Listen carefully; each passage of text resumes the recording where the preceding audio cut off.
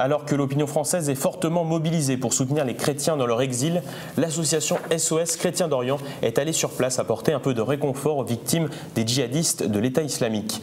Nous avons reçu les dirigeants de l'association qui rentrent tout juste de leur mission caritative. Bonjour Charles, bonjour Benjamin. Vous êtes rentré hier d'Irak, de votre mission caritative. Quelle est la situation sur place et qu'espèrent les réfugiés ?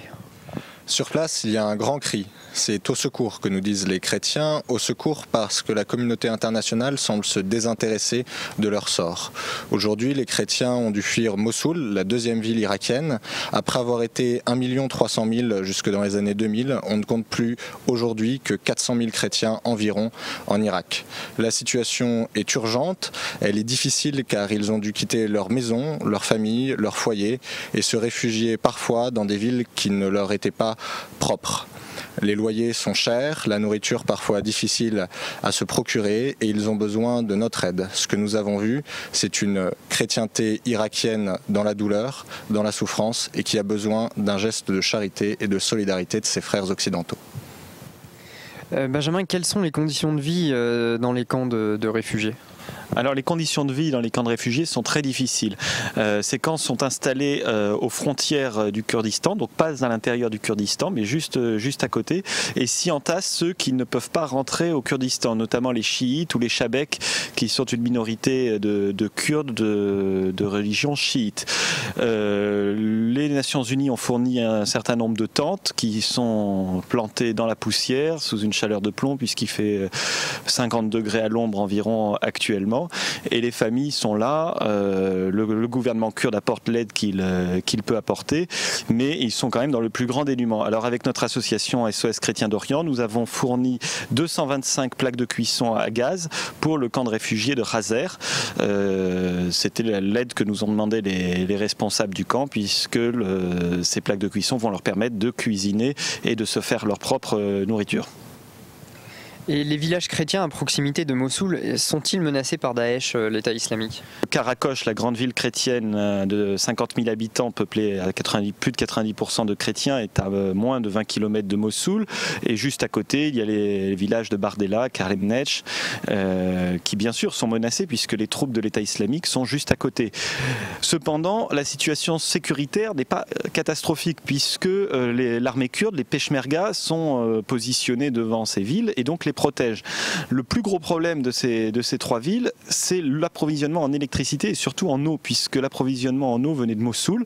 Sa prise par l'État islamique a coupé l'approvisionnement en eau de Karakosh. Donc jusqu'à présent, les gens étaient obligés de louer des camions-citernes, ce qui coûtait très cher, ou alors d'aller avec des bidons dans une citerne centrale installée par l'évêque de Karakosh.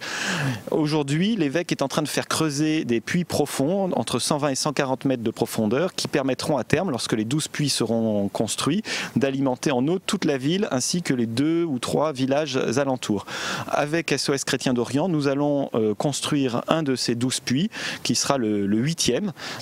Les travaux commenceront demain, jeudi 31 juillet.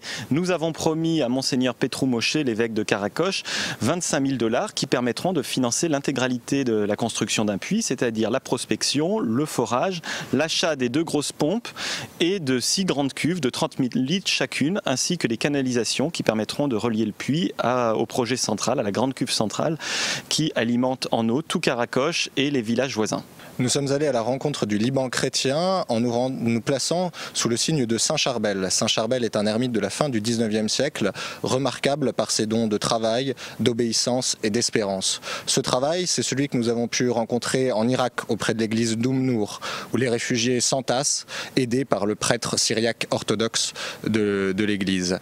Puis nous avons aussi vu l'abandon des réfugiés de Marmati qui ont besoin du soutien des moines de ce vieux monastère pour pouvoir progresser et arriver à supplanter la douleur.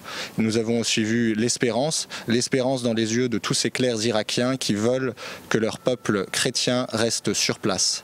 Il était important aussi d'aller près de Notre-Dame du Liban, qui impose de toute sa splendeur le sourire et le respect chrétien au peuple libanais. Enfin, nous sommes allés auprès de l'évêché grec melkite catholique de Zalé, où des réfugiés syriens sont aidés. Encore une fois, l'association veut se placer sous la charité, retisser un lien concret entre les chrétiens français et les chrétiens d'Orient, et cela ne pourra se faire que dans la foi qui a été très vive et très marquante au Liban. Merci Charles, merci Benjamin de votre témoignage.